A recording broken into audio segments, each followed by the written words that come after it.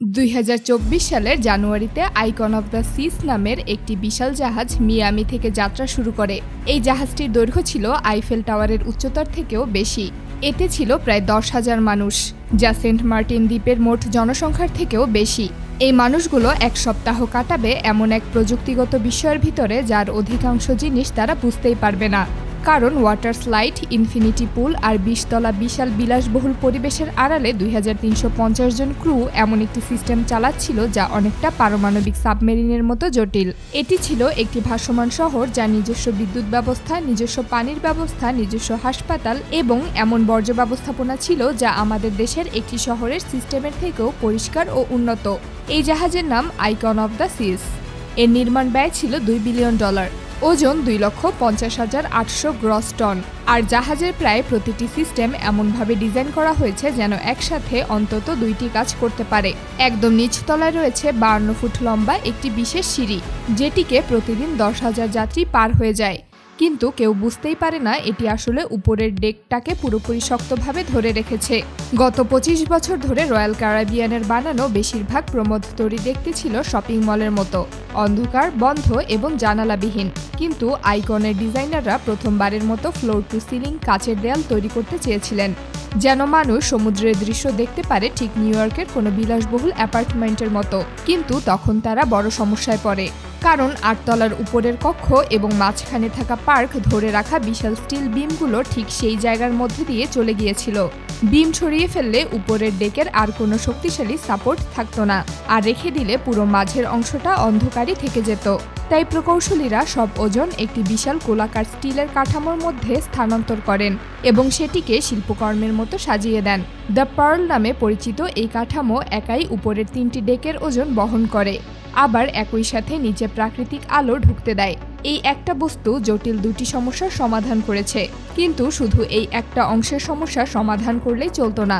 পুরো জাহাজে একই সময় 7,600 মানুষের চলাচল সামলানো ছিল আরও বড় চ্যালেঞ্জ।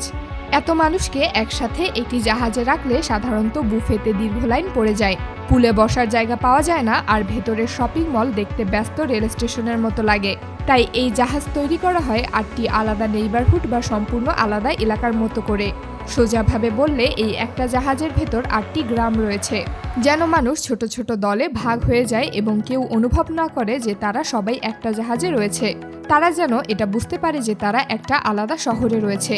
চিল আইল্যান্ড নামের এই জায়গাটিতে রয়েছে 4টি সুইমিং পুল এবং একটি বারও রয়েছে, যেটি দুপুর থেকে রাত পর্যন্ত ব্যস্ত থাকে। থ্রিল আইল্যান্ডে রয়েছে বিশাল ওয়াটার পার্ক, ফ্লো রাইডার, সমুদ্রের মতো সার্ফিং করার ব্যবস্থা এবং সমুদ্রের 154 ফুট উপরে থাকা বিশাল জিপ লাইন। সার্ফ সাইট তৈরি করা হয়েছে ছোট বাচ্চাওয়ালা পরিবারের জন্য, যেখানে বাচ্চাদের সব রকম খেলাধুলার পাশাপাশি খাবারের আলাদা জায়গা রয়েছে। আর দ্য হাইডওয়ে শুধু প্রাপ্তবয়স্কদের জন্য, যেখানে রয়েছে ইনফিনিটি পুল, হট টাব এবং ডিজে মিউজিক সহ বিচ ক্লাবের পরিবেশ। ফলে পুরো জাহাজ ভরে গেলেও এক এলাকার মানুষ আরেক এলাকার মানুষের সাথে পুরো যাত্রা কমপ্লিট হয়ে গেলেও দেখা হওয়ার সম্ভাবনা খুবই কম। একই জাহাজ কিন্তু সম্পূর্ণ আলাদা আলাদা জগৎ। এই পরিকল্পনা এত ভালোভাবে কাজ করেছে যে জাহাজে আর ভিড়ের কোনো অনুভূতিই থাকে না। এরপর ডিজাইনারদের সামনে নতুন প্রশ্ন আসে, উপরের খালি জায়গাগুলো দিয়ে কি করা যায়। ডেক 16 এবং 17 ছিল খোলা আকাশের নিচে, যেখানে বাতাস বেশি এবং আরাম করে বসা কঠিন। তাই সেখানে তৈরি করা হয় 6টি বিশাল ওয়াটার স্লাইড। এর মধ্যে রয়েছে সমুদ্রে তৈরি সবচেয়ে উঁচু ড্রপ স্লাইড। এটাতে মূলত মানুষ একটি প্ল্যাটফর্মে দাঁড়ায়, কাউন্টডাউন শুরু হয়, তারপর হঠাৎ মেঝে খুলে যায় এবং মানুষ নিচে পড়ে যায়। অন্যটি হলো ওপেন ফ্রি ফল স্লাইড, মানে নিজের ইচ্ছা মতো রাইড করতে পারবেন। আর একটিতে 17,000 বর্গফুট জায়গা জুড়ে এই রাইডগুলো হাজার হাজার মানুষকে একই জায়গায় ব্যস্ত রাখে।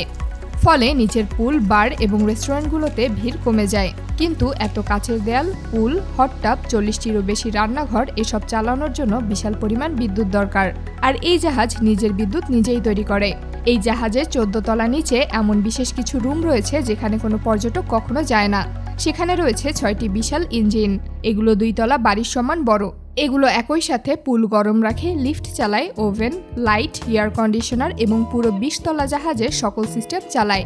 শুধু জেনারেটরগুলোই 46 মেগাওয়াট বিদ্যুৎ উৎপাদন করে, আর প্রোপালশন সিস্টেম যোগ করে আরও 84 মেগাওয়াট। এত বিদ্যুৎ একটি ছোট শহর চালানোর জন্য যথেষ্ট, আর এই বিদ্যুৎ তৈরি হচ্ছে সমুদ্রের মাঝখানে চলতে চলতেই। এই বিশাল শক্তি উৎপাদনের জন্য ব্যবহৃত হয়েছে 3টি বড় এবং 3টি ছোট ইঞ্জিন। বড় ইঞ্জিনগুলোর প্রতিটিতে 14টি সিলিন্ডার রয়েছে। ওজন 245 টন এবং দৈর্ঘ্য 40 ফুট। ছোটগুলো 203 টনের এবং 34 ফুট লম্বা। এগুলো সহজভাবে বললে এক একটা নীল তিমির থেকেও ভারী। আর নিচে যখন এই 6টি ইঞ্জিন একসাথে চলতে থাকে তখন উপরের ডেকে মানুষ ঠিক করছে তারা সুশি খাবে নাকি ইতালিয়ান খাবার। এই ইঞ্জিনগুলো চলে এলপিজি বা তরল প্রাকৃতিক গ্যাসে। প্রাকৃতিক গ্যাসকে -260 ডিগ্রি ফারেনহাইট ঠান্ডা করলে এটি তরলে পরিণত হয় এবং সাধারণ গ্যাসের তুলনায় 600 গুণ ঘন হয়ে যায়। 2টি বিশাল ট্যাঙ্কে এই জ্বালানি রাখা হয়। এত ভালোভাবে ইনসুলেশন করা যে সমুদ্রের সূর্যের গরমের মাঝেও ভেতরের গ্যাস তরল অবস্থায় থাকে। আর এভাবেই দিনের পর দিন, মাসের পর মাস পুরো বিশ্বের এক প্রান্ত থেকে অন্য প্রান্তে ছুটে চলেছে বিশ্বের সবথেকে বড় যাত্রীবাহী জাহাজ, যা বাংলাদেশের ছোটখাটো একটা শহরের সমান।